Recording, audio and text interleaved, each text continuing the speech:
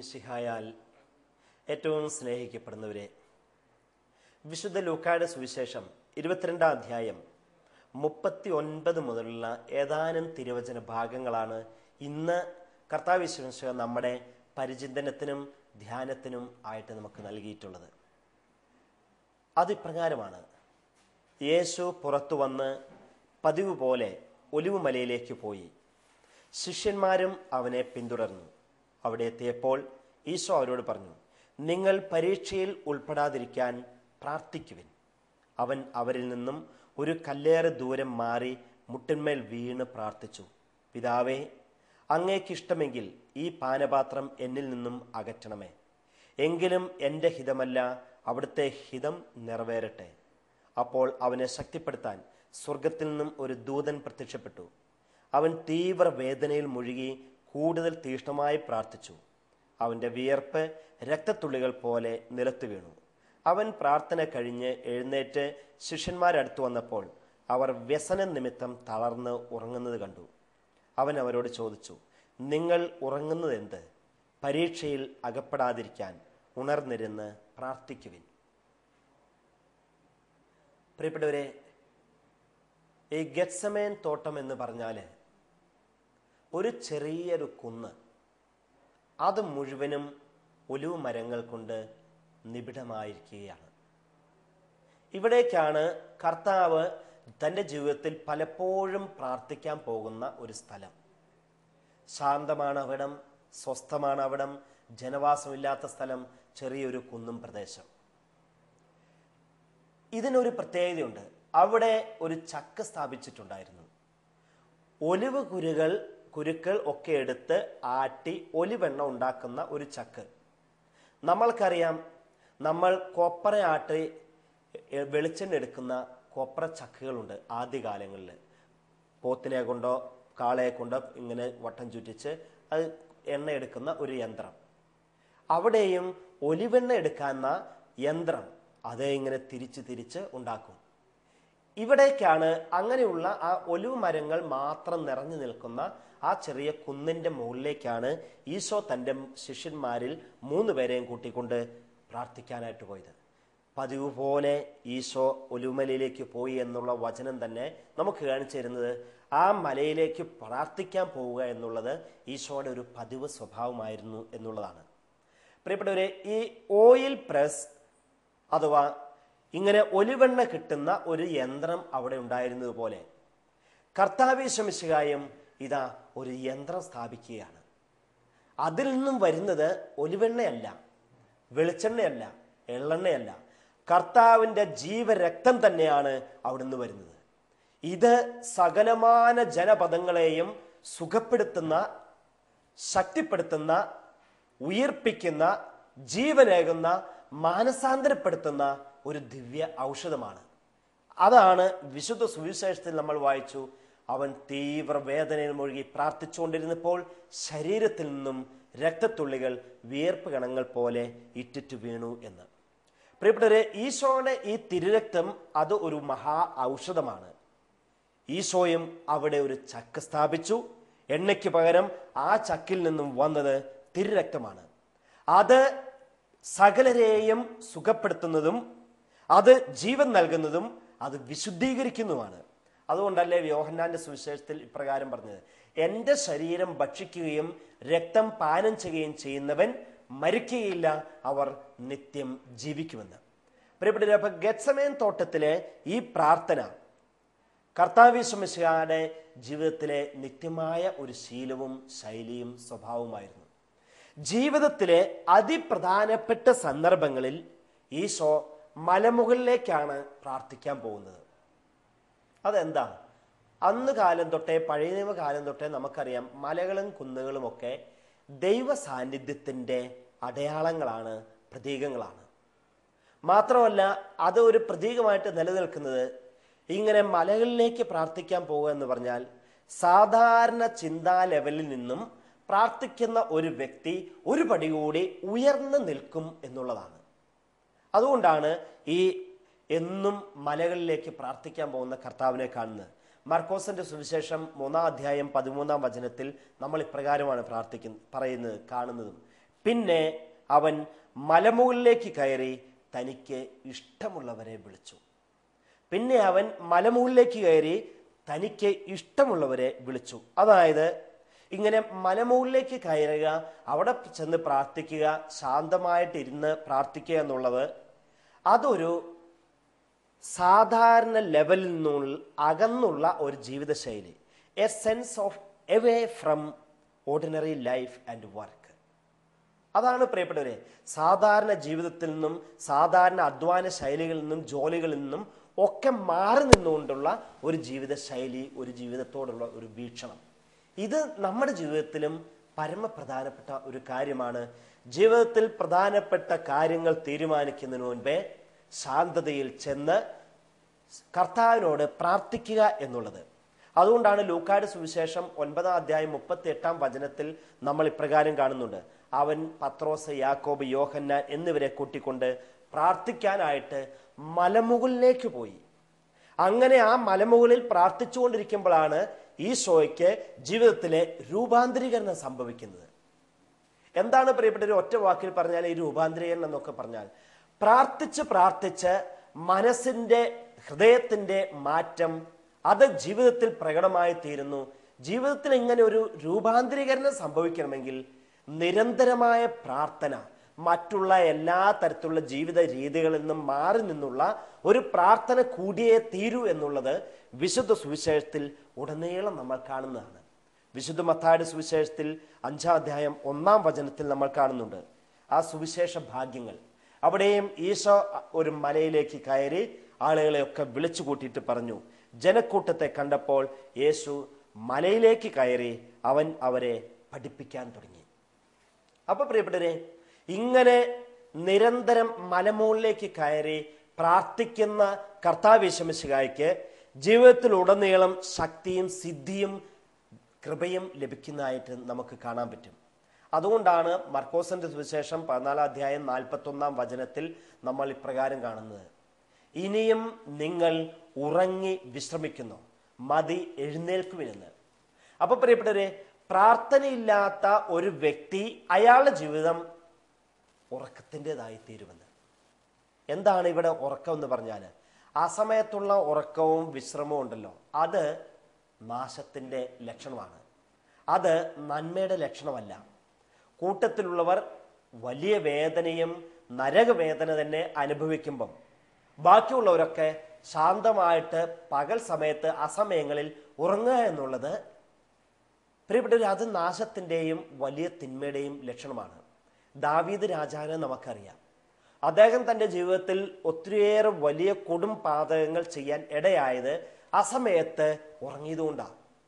നാട് മുഴുവൻ ജോലി ചെയ്യുമ്പോഴും പട്ടാളക്കാർ മുഴുവൻ യുദ്ധത്തിൽ ഏർപ്പെടുന്ന സമയത്ത് ദാവീദ് രാജാവ് പകൽ സമയത്ത് കിടന്നുറങ്ങി.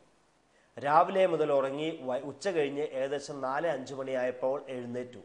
ഉറക്ക ചടവോടെ കൊട്ടാരത്തിൻ്റെ മട്ടുപ്പാവിലൂടെ ദാവീദ് രാജാവ് ഉലാത്തുമ്പോഴാണ് കൊട്ടാര വളപ്പിലെ കുളിക്കുന്ന കുളത്തിൽ ഒരു സ്ത്രീ കുളിക്കുന്നത് അയാളുടെ ശ്രദ്ധയിൽപ്പെട്ടതും അവിടുന്ന് തൊട്ട് സകലമാന തിന്മയും പൈശാചികമായ തിന്മകളും ആ മനുഷ്യന്റെ ജീവിതത്തിലേക്ക് കടന്നു വരുന്നത്. അങ്ങനെ ഇതാ ഊറിയായുടെ ഭാര്യയെ സ്വന്തമാക്കാനായിട്ട് സ്വന്തം അംഗരക്ഷകരിൽ ഒരാളായ ഊറിയായെ കൊല്ലിച്ചു, കൊലപാതകം ചെയ്യാൻ ഇടവന്നു. അതിനുശേഷം ഇതാ മറ്റൊരാളുടെ ഭാര്യയെ സ്വന്തമാക്കി. 10 കൽപ്പനകളിലെ ഇതാ 9ാമത്തെ കൽപ്പന അതും ലംഘിച്ചു. അയാൾ വ്യഭിചാരം ചെയ്തു. ഇങ്ങനെ കൊടും പാതകങ്ങളിലൂടെ പോകാൻ ഇടയായത് അലസമായ ഒരു ജീവിത ശൈലി കൊണ്ടാണ്. കർത്താവ് അതുകൊണ്ടാണ് ഇവിടെ ഈ സുവിശേഷത്തിൽ പറഞ്ഞത്, ഇനിയും നിങ്ങൾ ഉറങ്ങി വിശ്രമിക്കുന്നോ എന്ന്. ഈ ലൂക്കായുടെ സുവിശേഷത്തിൽ നമ്മൾ വായിച്ചേട്ട സുവിശേഷത്തിൽ നമ്മൾ കണ്ടു, ഈശോ ശക്തമായിട്ടൊരു മുന്നറിയിപ്പ് ശിഷ്യന്മാർക്ക് കൊടുത്തു. പ്രലോഭനത്തിൽ അകപ്പെടാതിരിക്കാൻ ഉണർന്നിരുന്ന് പ്രാർത്ഥിക്കുവിനെന്ന്. പ്രലോഭനത്തിൽ അകപ്പെടാതിരിക്കാൻ ഉണർന്നിരുന്ന് പ്രാർത്ഥിക്കുവിനെന്ന്. അപ്പൊ പ്രിയപ്പെട്ടവരെ, പ്രാർത്ഥനാ സമയങ്ങൾ നമ്മുടെ ജീവിതത്തിൽ ഉണ്ടാകണമെന്നുള്ളതും ആ പ്രാർത്ഥനാ സമയങ്ങൾ അതിൻ്റെ എല്ലാ അർത്ഥത്തിലും ഭാവത്തിലും നമ്മൾ ഉപയോഗിക്കണം എന്നുള്ളതും പരമപ്രധാനമായ ഒരു കാര്യമാണ്. അതുകൊണ്ടാണ് ഈ ലൂക്കായുടെ സുവിശേഷം 22-ാം അധ്യായത്തിലെ 41-ാം വചനവും മർക്കോസിന്റെ സുവിശേഷം 14-ാം അധ്യായം 41-ാം വചനവും കൂട്ടിയോജിപ്പിച്ച് നോക്കുമ്പോൾ കർത്താവ് ശിഷ്യന്മാരോട് പറഞ്ഞു, പ്രലോഭനത്തിൽ പരീക്ഷകളിൽ അകപ്പെടാതിരിക്കാൻ ഉണർന്നിരുന്ന് പ്രാർത്ഥിക്കുമെന്ന്.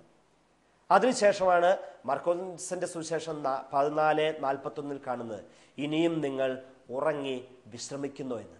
അപ്പൊ ആരൊക്കെയാണ് ഈശോ തരുന്ന മുന്നറിയിപ്പ് അവഗണിക്കുന്നത്, അവർ അപകടത്തിൽ ചെന്ന് പെടും.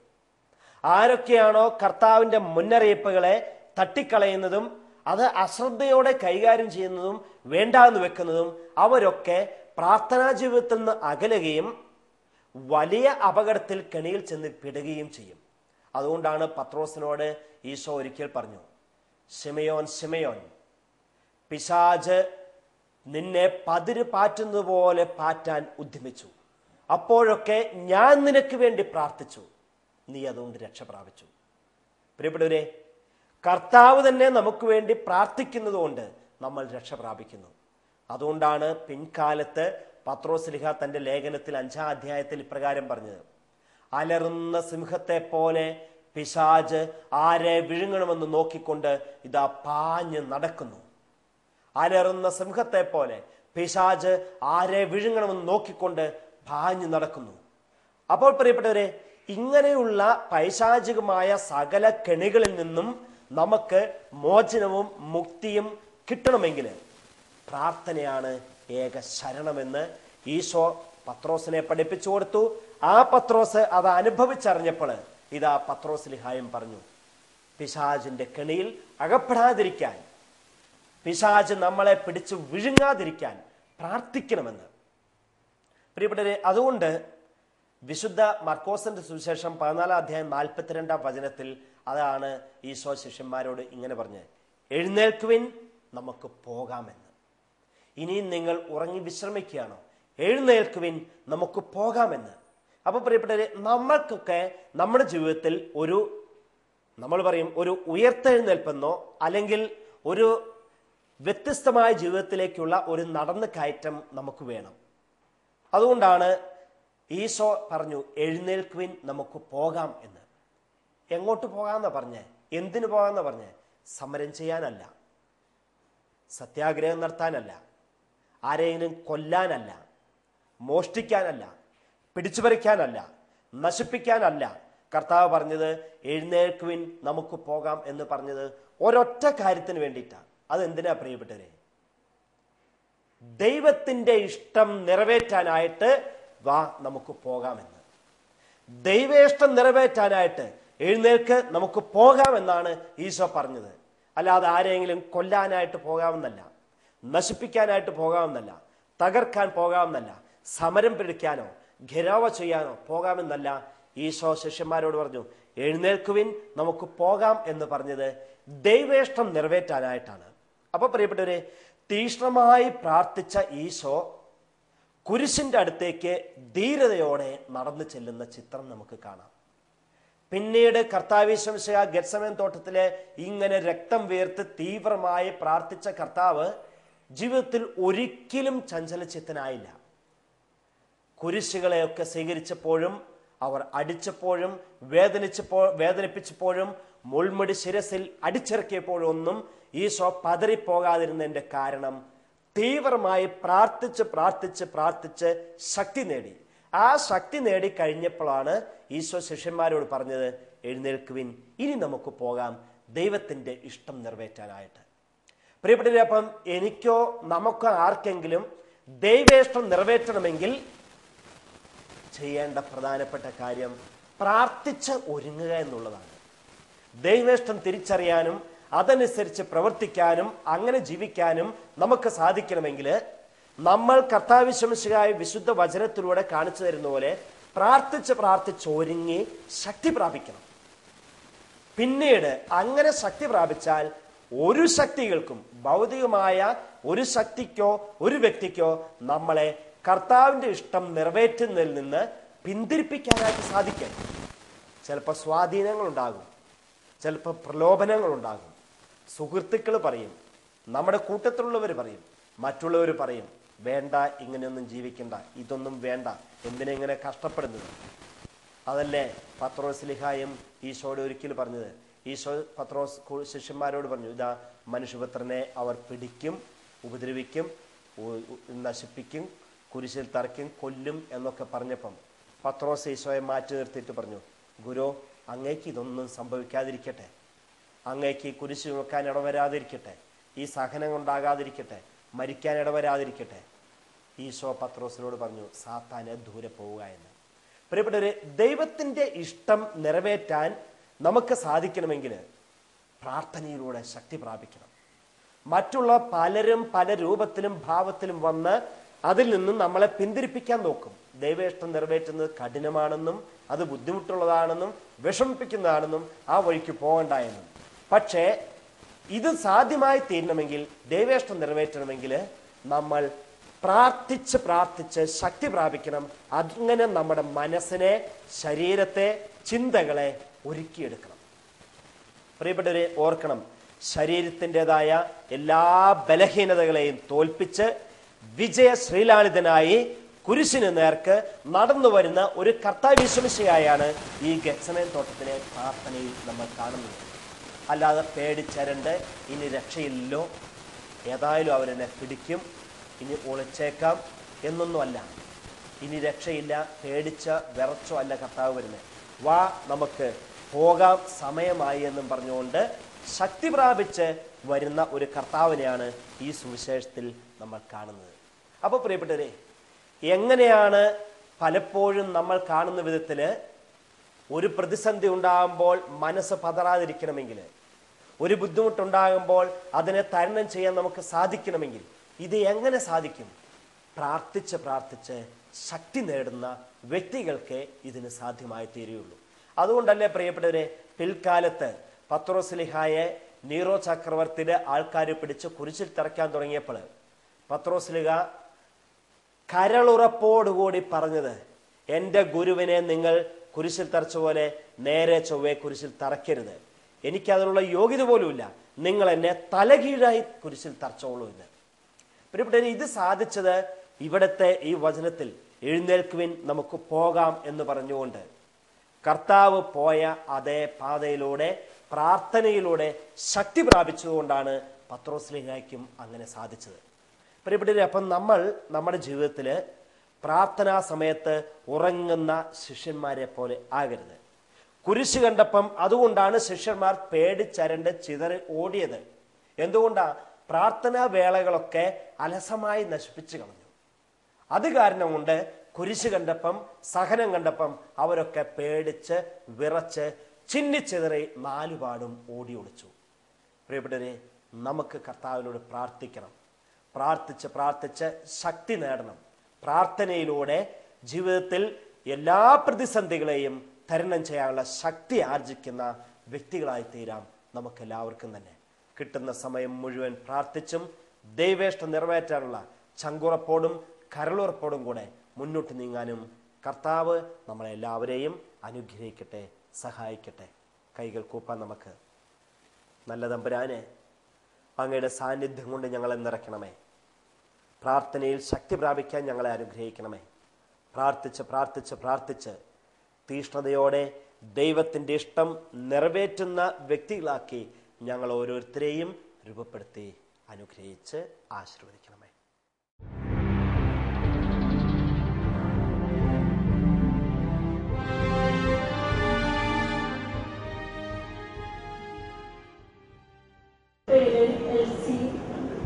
മകളുടെ കുട്ടിക്ക് വേണ്ടിയാണ് സാക്ഷ്യം പറയുന്നത്.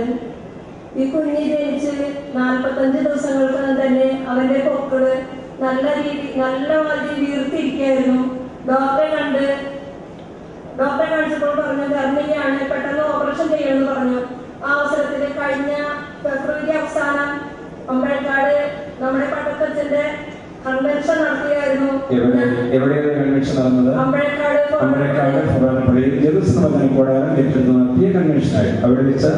ഞങ്ങൾക്ക് 2-3 ദിവസം പോകാനുള്ള ഞങ്ങൾ പോയി.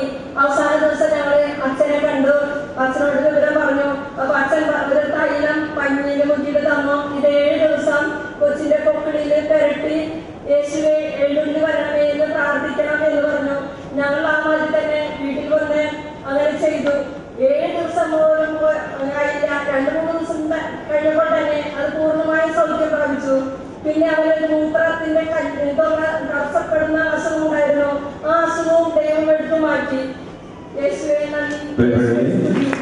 കഴിഞ്ഞ വർഷം ഈ വർഷത്തിൽ നമ്മുടെ അമ്പലക്കാട് ഫൊറോന പള്ളിയിൽ വെച്ച് നടത്തിയ സാക്ഷ്യത്തിൽ ഇത് മൂന്നാമത്തെ സാക്ഷ്യമാണ് നമ്മുടെ കേൾക്കുന്നത്.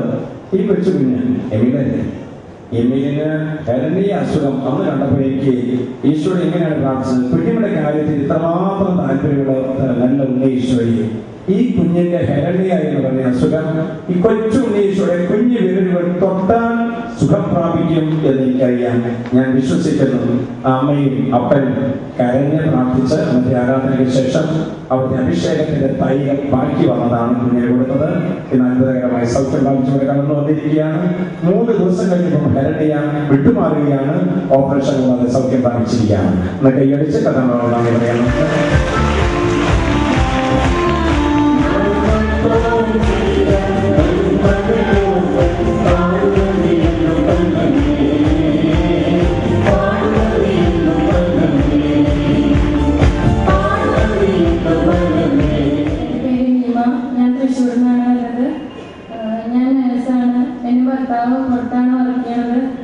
ജോലിക്ക് വേണ്ടി കുറെ വർഷങ്ങളായി ശ്രമിക്കുന്നു. 4